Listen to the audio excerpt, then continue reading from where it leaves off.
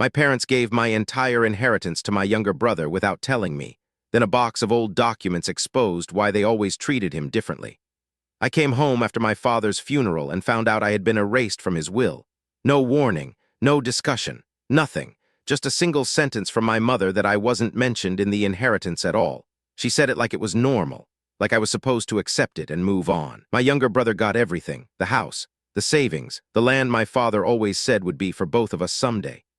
I remember just standing there unable to speak, because my parents always told me I was the responsible one, the strong one, the one they could rely on, so I couldn't understand why I got nothing. My mother wouldn't look at me when I asked. She just said it was already decided a long time ago. That was the first time I felt something was deeply wrong in my family, and I didn't even know how deep it went yet. I stayed in the house that night because I had nowhere else to go. My brother barely spoke to me. He just kept his eyes down like he was carrying something heavy, something I wasn't allowed to see. At around midnight, I couldn't sleep. I went through old drawers in the hallway, not even sure what I was looking for. That's when I found the box. It was tucked behind old blankets in the storage cabinet, dust-covered, sealed with faded tape like it hadn't been opened in years. My name wasn't on it, but my father's handwriting was. That alone made my stomach tighten. I carried it into my old bedroom and sat on the floor. My hands were shaking when I opened it.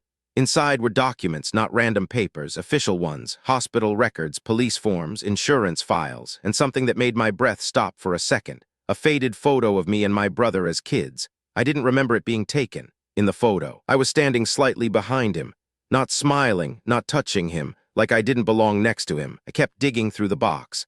The next document was a medical report. It had my brother's name on it. But what I saw next made everything feel wrong. Severe neurological trauma, long-term disability, permanent cognitive impairment. I read it 3 times before it fully registered. My brother wasn't just different growing up. He was injured, seriously injured, and the date on the report made my chest go cold. It matched a day I had almost completely forgotten. I kept reading faster now. There was a police report next, but parts of it were blacked out, redacted, like someone had deliberately erased sections. All I could see clearly was my name in the witness section, and the phrase minor involved in incident. My hands went numb because I didn't remember any incident, at least not like this, not something that would explain this level of damage. I sat there for a long time just staring at the page, trying to force my memory to fill in the blanks, and then something came back. A flash, a driveway, a bicycle, and my brother crying. But it was blurry, unstable, like my mind was trying to protect me from it. I closed the folder immediately. I told myself I was imagining things, that I was tired, that grief was messing with my head. But I knew I wasn't done. There was still more in the box. The next envelope was labeled in my father's handwriting, "For when he is gone." That line made my stomach twist. I opened it slowly. Inside was a letter, not long, but every word felt heavy. He wrote that the inheritance had already been redirected years ago, that it was never meant to be split equally, that everything was arranged for my brother's care. My vision blurred as I read it because none of it explained why I was completely excluded. Then I reached the last paragraph, and I stopped breathing. He wrote that I had already taken enough from my brother, that I didn't remember what I had done. But they did. My father said they spent years trying to keep life stable after the accident, trying to keep me from collapsing under guilt, trying to keep the family together while protecting my brother. And then he said something I wasn't ready for, that they never treated us the same because we were never the same after that day. I sat there for a long time without moving. My heart was pounding so loud I could hear it in my ears. I kept thinking there had to be another explanation, something less terrible, but there wasn't. The letter was signed. My father's name, his handwriting. Real, I put everything back into the box, but I couldn't stop shaking. That night I barely slept. Every time I closed my eyes, I saw fragments. A road, a fall, a scream, but nothing connected properly. The next morning I confronted my mother. I told her I found the box. Her face changed immediately, not surprise, fear. She told me I shouldn't have looked, that it was in the past.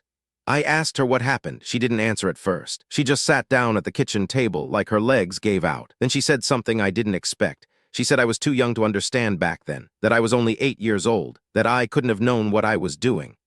My throat went dry. 8 years old. I tried to remember harder, but everything felt scattered. She finally looked at me then and said the words that broke the entire structure of my memory. I was the one who caused the accident, not on purpose, but I caused it. She said my brother had followed me outside that day. I was riding a bike too fast. I didn't see him behind me when I turned. He fell badly. He never fully recovered. I couldn't breathe for a moment because I still couldn't see it clearly. Just fragments, just noise. She kept talking, but it sounded distant. She said my father couldn't bear to look at me the same way after that. But he also couldn't abandon me, so they stayed, they raised me. But everything changed. Everything. That's why I was always the strong one, because they couldn't emotionally rely on me anymore. That's why my brother was always protected, always prioritized, always treated like he needed more, because he did, and I was the reason. I left the kitchen without another word. I walked outside even though it was raining. I didn't know where I was going. I just needed distance from the house, from them, from everything. But the worst part wasn't the truth. It was that something still didn't feel right because my memory didn't match the story fully. There were gaps my mother didn't explain, and one detail that kept bothering me. Why was the police report partially destroyed? Why hide parts of it if it was just an accident? That night I went back to the box again. I searched more carefully this time, and under the final layer of documents I found something I missed before. A second report, not medical, not financial, internal investigation notes, and this one was not about me. It was about my father. My hands slowed as I read, because it said he had initially tried to report the incident differently. It described him as uncooperative with official reconstruction. Then I saw another line, witness statements conflicted with parental account. My stomach tightened again. Something about this wasn't as simple as my mother made it sound. I kept reading, and then I found it.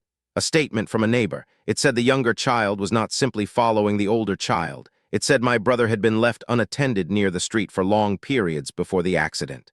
Repeatedly. And that day was not an isolated mistake. It was part of a pattern of negligence. My hands went cold, because this didn't match the version I was told, not at all. I kept flipping pages, and then I saw something that made my mind go completely quiet. A note from a social worker. It suggested possible long-term child safety concerns in the household and recommended further investigation. But the file was marked closed by request of family. I leaned back against the wall, breathing uneven, because suddenly the story wasn't just about what I did. It was about what they allowed to happen before that day and what they chose to erase after it. I went back to my mother the next morning. I didn't tell her everything I found. I just asked her one question. Why were there multiple versions of the report? She froze. For a second, she didn't answer. Then she said something quieter. She said my father handled everything after the accident, that he took responsibility for the paperwork. That phrase stayed in my head, took responsibility, not for what happened, but for how it was recorded. That's when I realized something unsettling. The inheritance wasn't just about money, it was about control, about who the story belonged to. My brother wasn't just favored, he was protected, and I wasn't just excluded. I was positioned as the cause. That night I went back through everything again, every document, every inconsistency, and slowly a different picture formed, not a simple accident, not a simple blame, something more complicated, something managed. My father didn't just leave me out of the inheritance. He structured it around a version of reality where I carried responsibility for everything, even if the full truth wasn't that clean, even if the truth had been shaped. The final document I found was a handwritten note tucked behind the photo. It was shorter than the others, but it hit harder than anything else. It said he forgave me. But forgiveness didn't change consequences, and it said my brother would always need more than I did, because no matter what happened that day, he had suffered more since. I sat there for a long time after reading it, trying to decide what hurt more, being blamed, or being partially responsible for something I couldn't fully remember. Now I still live with that question, because I don't know if my memories are incomplete or if they were shaped for me. And the strangest part is this. Even after everything I found in that box, even after the documents, even after the truth I was given, I still can't shake the feeling that someone somewhere knows more than they wrote down, and that my inheritance wasn't just taken. It was redirected to preserve a version of the past that no one in my family ever wanted fully exposed.